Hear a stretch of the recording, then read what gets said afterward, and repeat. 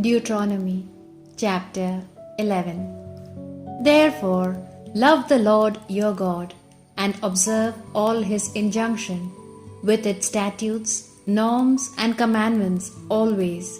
You with whom I am speaking, realize this today. Perhaps this is more difficult for your children who have not known the instruction of the Lord your God, or seen his greatness, his firm hand, and his outstretched arm. But you saw the signs and the deeds of prowess he performed in Egypt against Pharaoh, king of Egypt, and all his land, and what he did to the army of Egypt, to their horses and chariots, when he engulfed them in the waters of the sea of reeds, destroying them as they pursued you. And this is how it is till now.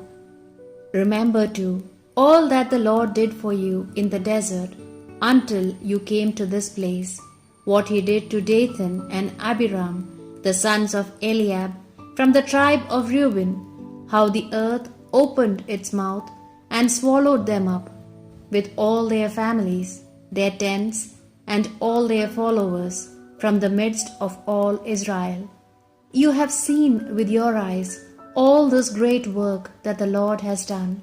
Therefore, observe the whole commandment that I enjoin on you, that you may have the strength to go and cross over into the land to take possession of it, and you will live long in the land which the Lord promised on oath to give to your fathers and to their descendants, a land flowing with milk and honey.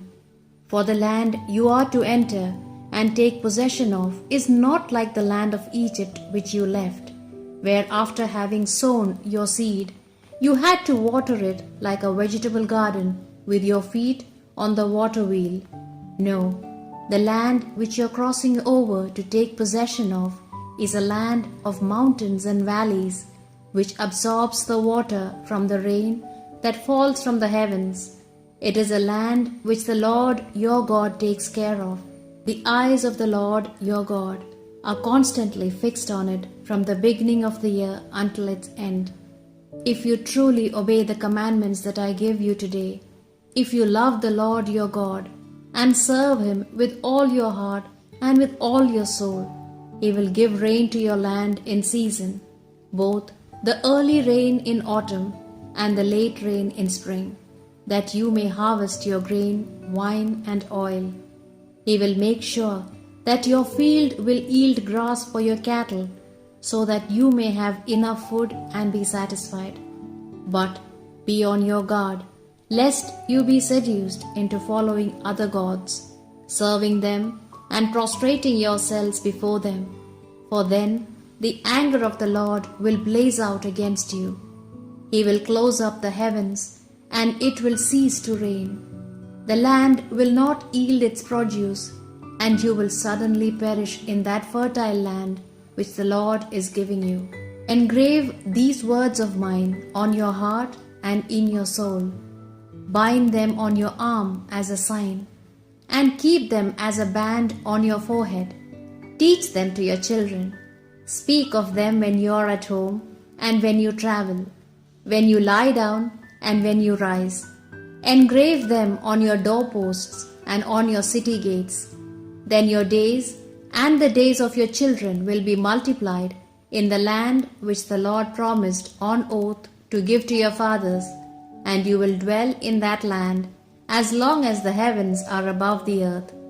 For if you carefully observe the whole commandment that I enjoin on you and put it into practice, if you love the Lord your God and follow his ways, clinging to him, the Lord will dispossess all those nations before you, and you will inherit the land of nations far greater and more powerful than yourselves. Every place where you set foot will be yours. Your territory will be from the desert up to Lebanon, and from the river Euphrates up to the western sea. No one will be able to stand against you. In all the land that you tread, the Lord will make the peoples fear and be terrified when they hear of you, as he himself has promised you.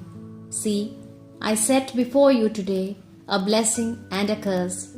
A blessing if you obey the commandments of the Lord your God that I enjoin on you today. A curse if you disobey the commandments of the Lord your God and turn aside from the way that I show you now, to follow strange gods which you have never known. When the Lord your God has brought you into the land you are entering to take possession of, you shall set the blessing on Mount Gerizim and the curse on Mount Ebal. These mountains are on the other side of the Jordan, beyond the western road, in the land of the Canaanites, who dwell in the Arabah opposite Gilgal, near the oak of Moreh. Now you are about to cross the Jordan, to enter and take possession of the land which the Lord your God is giving you. You are about to inherit it and live in it. But be careful to put into practice all the statutes and the norms which I now set before you.